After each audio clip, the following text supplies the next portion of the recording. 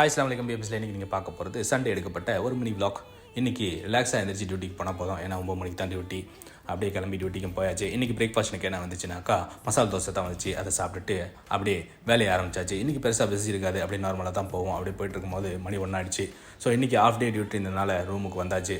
So இன்றைக்கி லஞ்சுக்கு நாங்கள் என்ன ஆர்டர் பண்ணிக்கிட்டோன்னா சிக்கன் மந்தி தான் ஆர்டர் பண்ணோம். அதை சாப்பிட்டுட்டு அப்படியே ஒரு குட்டி தூக்கத்தை போட்டு ஈவினிங் போல் இருந்துச்சு, டீயை போட்டு குடிச்சாச்சு.